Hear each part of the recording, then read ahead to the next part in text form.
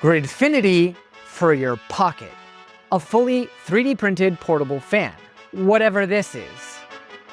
In this video, I'm testing out viral 3D prints that sound too good to be true to see if they actually work as intended or if they're just a waste of filament. Let's get after it. Let's start this video off right with something I just know you guys are going to love. Do you have a lot of stuff to carry around? A multi-tool or pocket knife, maybe some screwdriver bits, credit cards, maybe even a mini socket wrench. Then you just have to check out the new ModGrid by 3D EDC, which I recently discovered thanks to a video by the YouTube channel Best Damn EDC. Now, in his video, which I will link down below, he called it Gridfinity for your pocket. And you just know that with that description, I had to check it out. Now, the idea is a familiar one. It's an open source, fully customizable grid that you accessorize to your heart's desire. And while this is a pretty new design system, there are already a bunch of models out there for various pliers, pocket knives, bits, and more. Now, to be completely honest with you guys, I personally don't carry that much stuff, given that I have a complete set of every tool that I might possibly need in every possible workspace in my studio, but I do sometimes go to friends' houses or in-laws or camping or any other variety of places where it might just be handy to extend my trusted pocket knife into something more. But with such small clasps repeatedly being clipped in and removed, I have my doubts about how long this system will stay in place firmly. So to give it a proper test, I opted to print in something a little bit more durable and wear resistant and temperature resistant than your standard PLA or PETG. And that's Polymaker's COPA nylon. I printed an assortment of the accessories for the tools that I do have, since I don't own any of those nice Knipex or 7-Eleven socket drivers. So now let's go ahead and switch over to the overhead cam and test it out. All right, so we've got our multi-tool like this. I want this side out. I have concerns about it being like nice and easy to pull out and just generally like how it's gonna feel in my pocket. This is important to me. I want it like right there, right at the top. Come on, little buddy. Okay, all right. Now, how much of a nightmare is it gonna be to get this knife in and out? Huh? It's actually not that bad. Okay, all right. What else do we want on our grid? I think I want some bits. This is gonna sit like this, so I don't want bits against my bits, if you know what I mean. Let's try this. This in, clippy, clippy. I'll be back. A few moments later. Okay, I am back. I've rigged this up kind of nice with some tools that I might use. I've got this Metmo here. I could see myself very easily modeling up something like this, just so that the pinpoint of the scribe sits under. So that's the back. I've got some common bits that aren't on my multi-tool. I do like that. And then it's just a matter of getting into the habit and the muscle memory of putting this on. Here's the thing, right? Like, that's pretty chonk. Is this gonna be nice to carry around and in my pocket? Like, don't get me wrong, super utilitarian. I like the feel. So the modularity of ModGrid, I like that. That's pretty cool. It's cool like New Balance shoes are cool on your dad, but it's pretty cool. I'm not even gonna lie, I kinda like it. Will I use it every single day? No. Will I strap it on when I'm going out on a special adventure like camping or going to help a friend? Definitely. This is cool. Check it out. Link in the description. I like this. Now that we've finished tidying up inside your pants, let's get things in order in your bed with this clever Sheet Keeper 3D print. Whether it's from tossing and turning at night, vigorous reading sessions, or other bedroom activities, there is nothing more annoying than having your sheet corners come undone at the worst possible time. This print aims to fix that by locking onto the sheets and then seating under the mattress. Now, I've actually seen this type of thing sold online and in various Bed Bath & Beyond type stores, so I have no doubt that this in theory should work. What I do doubt is whether or not a 3D printed version with the layer lines in this particular orientation are going to be strong enough, or if the part is going to separate during those more enthusiastic bedroom activities. So to test this out, I went ahead and printed this in 3D Fuel's PCTG, which should have pretty good layer adhesion. And I'm about to go take it home so that my wife and I can test it out. 2 seconds later. Well, back to the drawing board because this happened. Actually, I didn't even get to installing it. I dropped it on the floor as I was getting ready to install it, and it cracked. So this may be that I didn't have the right print parameters or something like that. I'm gonna go ahead and print another one in PETG. This also doesn't fit over my sheets, so I need to reprint a wider version of these, and then we will regroup and try again. Bro, what is the deal? Almost, but then it just bunches up. Yeah, this is the wider version. This is more trouble than it's worth. Sorry. Well, that was no doubt exhausting, and I could definitely use a nice cold Red Bull.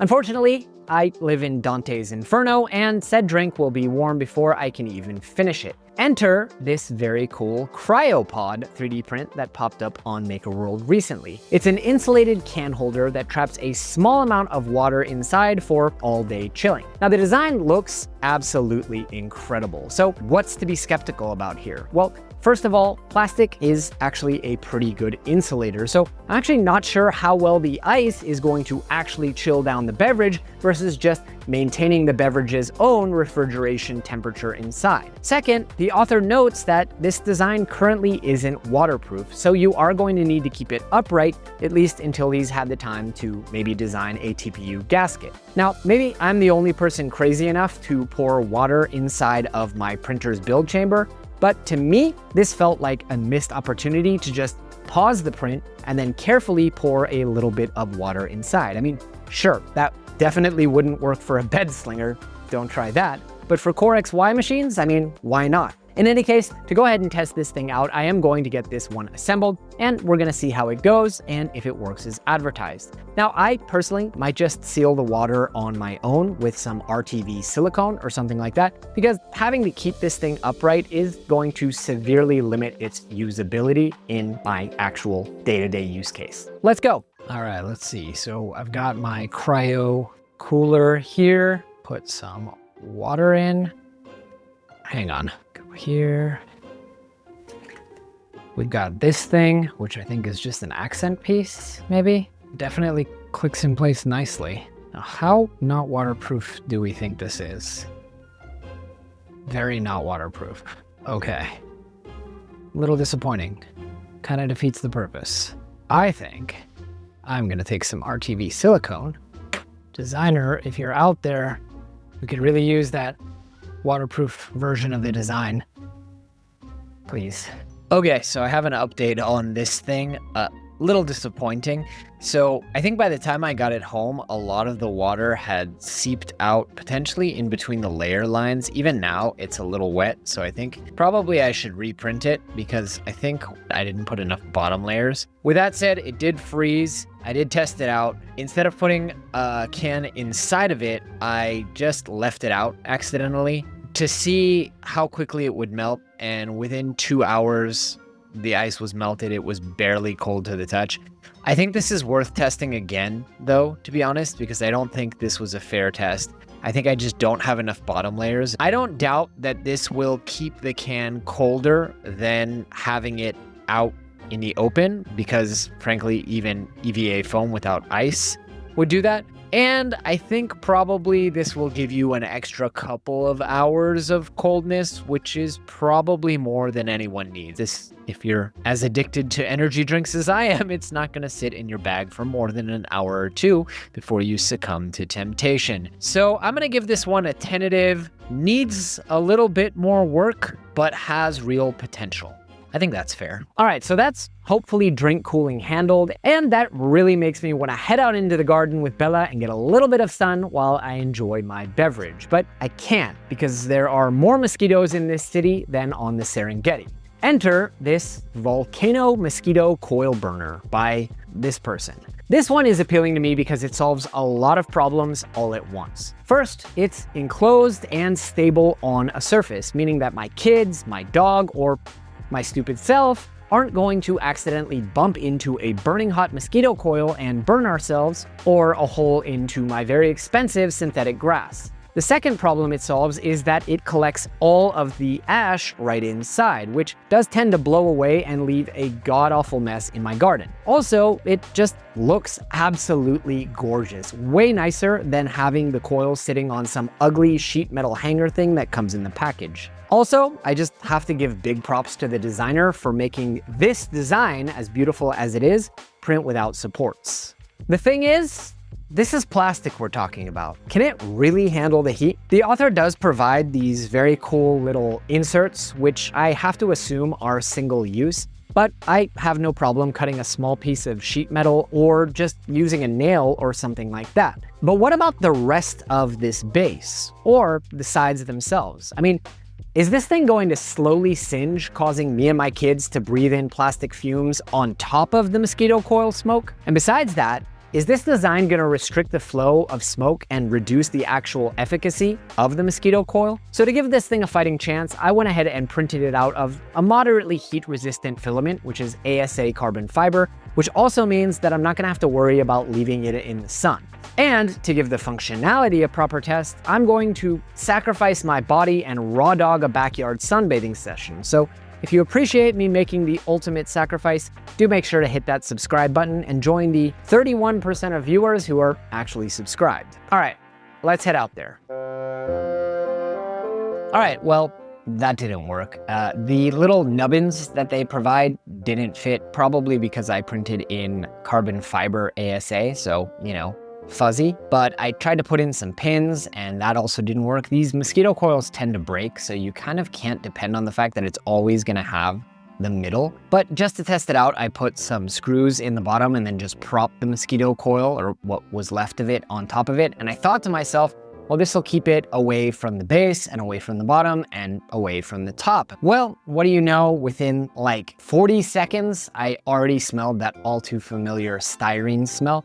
I pulled off the top and yeah, even though it was further away from the top because it was kind of resting in the bottom, the heat was traveling up, especially as the coil burned and kind of curled, and it was burning a hole right in the top of this thing. I really wanted to like this design because it would solve so many different problems for me, but I think this might be one of those instances where you don't want plastic near the embers. Just a thought. So that's the mosquito problem. Now, if only there were a way to stay cool in this hot summer sun. And that brings us to this portable pocket fan. The design looks really cool. I mean, it's portable, it's effective, but whenever I see the words fully 3D printed, no hardware required, I feel like I'm in that doubt meme. Generally speaking, I'm not a fan of 3D printed hardware because it's almost always very brittle or delicate, or it just doesn't fit as well as it should. Because you guys know that I can't be bothered to calibrate my printers or filaments properly. So to test it out, I went ahead and printed off all of the various tiny little detailed parts, which I did do on a couple of different printers. But because I also want to be able to use this thing in the sun or leave it in a hot car, I printed it in ASA, which does have a completely different shrinkage rate than PETG or PLA. We'll hope that doesn't count against us. Let's see how it goes.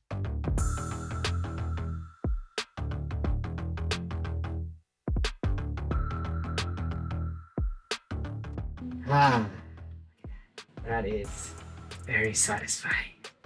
I'll be damned. Those are going in. All right, it's built. Now let's see if it actually works. I don't understand how that's gonna double the wind up if they sit right above each other.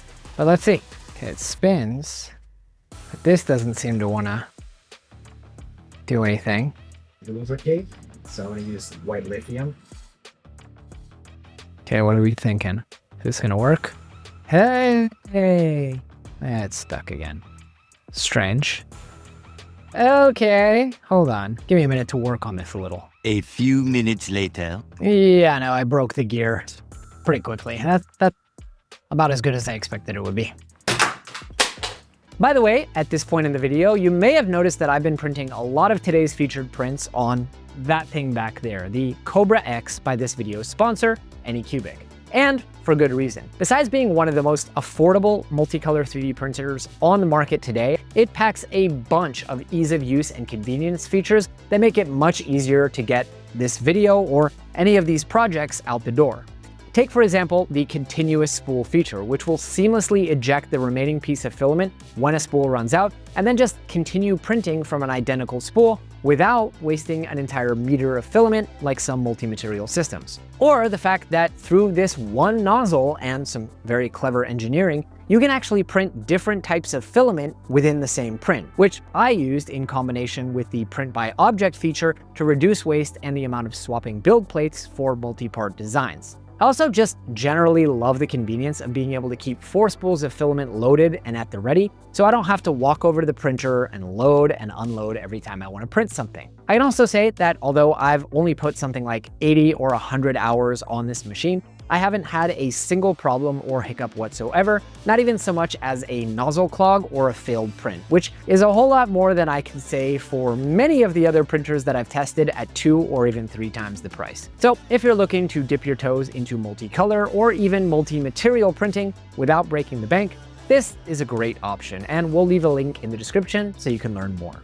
Thanks again to AnyCubic, and now let's get back to some awesome prints. All right, while we're on the topic of fruit, let's talk about fruit flies. Personally, not a fan. I don't know what exactly they're doing to my banana, but I'd really rather they not. Now, I've used and even featured fruit fly traps on the channel before. They are a great last meter 3D print, and they generally work really, really well. Well, at least I thought so, because according to Gula-Shoop, they're not effective enough. The main issue, flies come in, but they're also able to leave, which is why they designed Flycatraz, a fruit fly trap designed to be a one-way trip. Though, come to think of it, if it's a one-way trip, it probably shouldn't be named after a prison.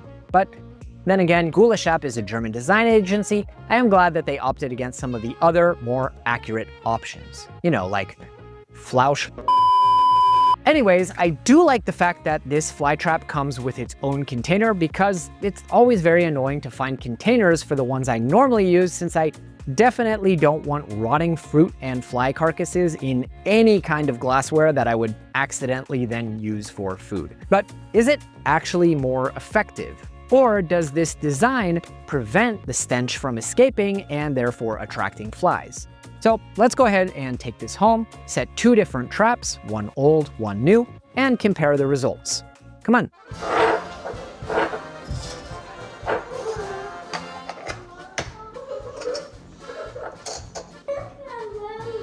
Okay, so the classic definitely has at least 3 fruit flies.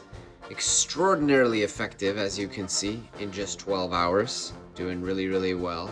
Now we're gonna have to open this one to see if it actually caught anything. Let's have a look.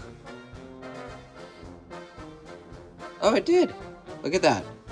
There was 1 fruit fly in there. However, it does seem that it catches far fewer flies, maybe because of the color, but also I think it's just not letting enough of the stank out. Personally, I think I'm gonna stick with this one. All right. I'm not sure why, but that last section made me feel a little bit sad for some reason. So why don't we go outside and do something fun as a palette cleanser? Scrolling through the interwebs recently, I discovered this T-shaped returning boomerang V2 by CoolGuy4763. Now, coming in at just 40 minutes and 18 grams of filament, it actually returns, proclaims the thumbnail. I'll be the judge of that. I did particularly like how this was very thoughtfully designed for 3D printing. It lays flat on the bed, and all the different angles that you need are done with progressive layers. But will it work well enough for my kids to enjoy it? Or, like so many of these types of return boomerangs that I've printed in the past, does it require a certain level of skill? There is only one way to find out, so come on, let's go touch some grass, guys. All right, let's see. I've done exactly 0 reading of instructions. Will it work? Kind of. Try again. Okay. I mean, it flew halfway back. Let's try better. We hit a tree. Yeah, I don't think that was worth the sunburn at all. Let's keep the fun going with this thing. It's a base tube by Laowa. And against my better judgment, given the fact that my kids are going to be home for the summer in a month and a half, I just had to print it. I mean, 3D printed instruments are definitely nothing new. You may have seen the 3D printed pan flute, or the 3D printed ocarina, or the Prusicaster. But what makes this one unique and worth trying out is the use of a membrane, which is taken from a nitrile glove. Now, I am certainly not an expert on musical instruments, but I would think that the type of glove and how taut it is are really going to matter in how well this thing works. So is it really as simple as just grabbing any old glove, tightening it to about right, and getting the same amazing results that the designer showed off in their video? Let's find out. All right, we've got our base tube and our dollar store nitrile glove. Not a lot of tension is needed, just remove the big wrinkles. Let's take this little guy, our membrane. I believe we put it here. Okay, it's a little funky. All right, let's see how it goes. Okay. Okay, it actually works. All right, I think that's enough fun and whimsy for one video. Back to work. No, don't go. I mean, back to 3D prints that can help us with our work, more specifically projects. Now, recently I featured this very neat little disposable epoxy mixer and tray for Gridfinity. I've been really enjoying using those. But with that said, there is one thing that I just don't like about them, and that's the fact that it is very hard to get a nice even layer of epoxy without it getting on your fingers using that tiny little spade. So imagine my excitement when I saw this contraption. It's a glue mixing pad and roller by Finder. By the way, I think you've got a typo in your username there, buddy. Now, it aims to provide a print-in-place mixing roller that you can then use to evenly apply your epoxy without big globules. And while I don't love using this much plastic as a single-use product, if it works, then we can always assuage that guilt by using some recycled or last meter filament. Also, I'd like to see someone design a Gridfinity version of this, but I digress. The real question is, will this thing actually mix the epoxy just as well as stirring it? Or will it just kind of mush it in place so that it doesn't cure properly? And plus, will this actually be any better than using a spatula to apply, or is this just a really kind of clever gimmick? To the testing bench. All right, now our epoxy stirrer. I did go ahead and already remove the supports off of the roller itself. Roll it up. Ugh. This epoxy is very thick. See, it's pushing some stuff to the sides, which I don't like. And also, I'm gonna lose 2/3 of my epoxy into these little cracks. But it seems to be pretty nicely stirred up. Now, the other question was application. All right, let's say that this is a nice flat surface that I wanted to apply epoxy to. Oh, that makes a huge difference. Worth it. Totally works. Yep, gonna need some more of those. Little less wasteful version would be nice, but well done. All right, up next, I just have to add this one in because I know you guys are really gonna like it if it works. The YouTube short that I did about splicing filament got like a bajillion views, and people are always asking me if I recommend that Sunlu professional filament slicer. So if this works, it's gonna be a much cheaper, much faster, much more accessible, and potentially more clever solution.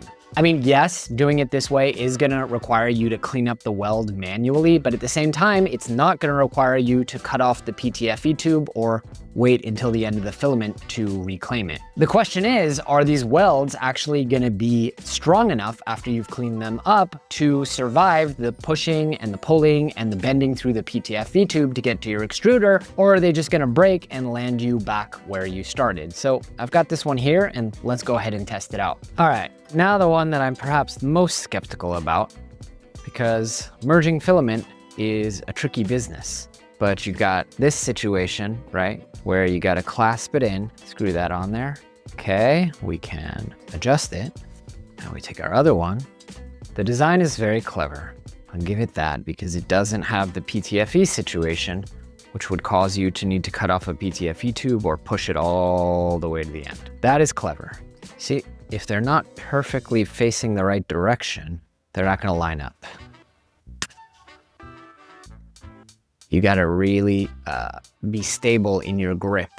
I gotta hand it to him. That's a pretty straight bond. It gets better if you align the filaments correctly so the curves continue one another. You know what? This could actually work.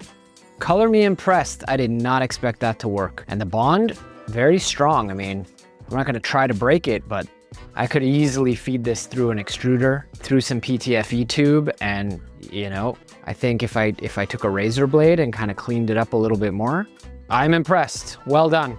Did not expect that to work as well as it did. Up next, perhaps the smallest 3D print that we have ever featured on the channel, this side lace shoe lock by Vinner's Lab 3D.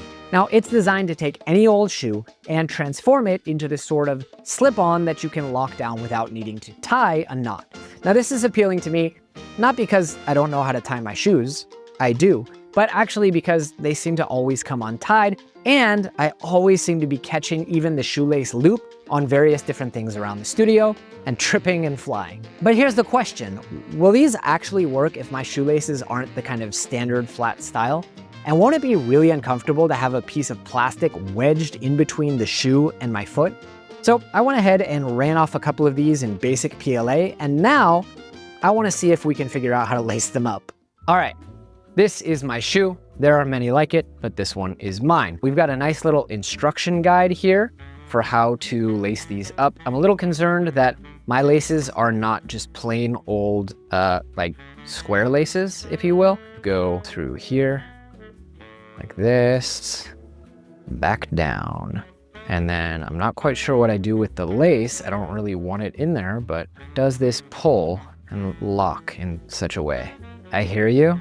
I get what you're trying to achieve here. The promise was that I would be able to lock my laces without tying a knot.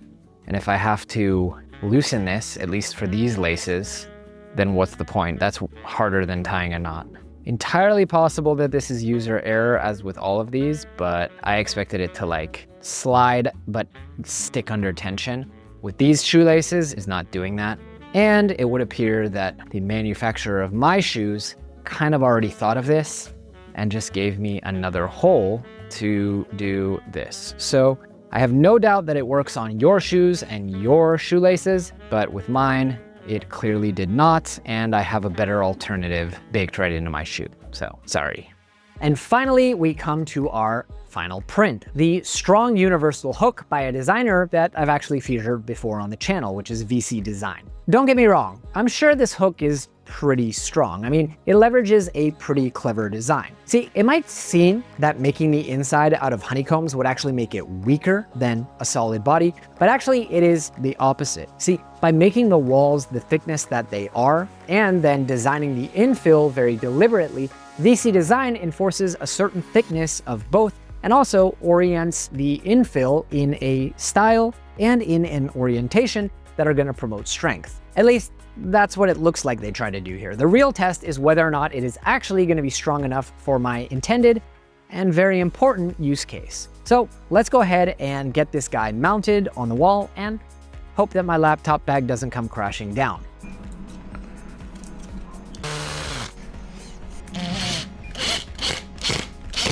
Seems strong here, but not so much out here. I guess we'll find out. Moment of truth. All right, I'll take it. There you go. That probably weighs like 5 kilos, maybe more, maybe even 8. Heh. I will take it. Hell yeah. Well, that was fun. I'd love to hear down in the comments below which of these 3D prints you guys plan on trying out. And if you like videos like this, you have to check out this recent video we did where we featured some of the most mind-bending designers putting out truly breathtaking designs. We'll link that video right here. Anyways, that's all for this week, but I'll see all of you on the next layer.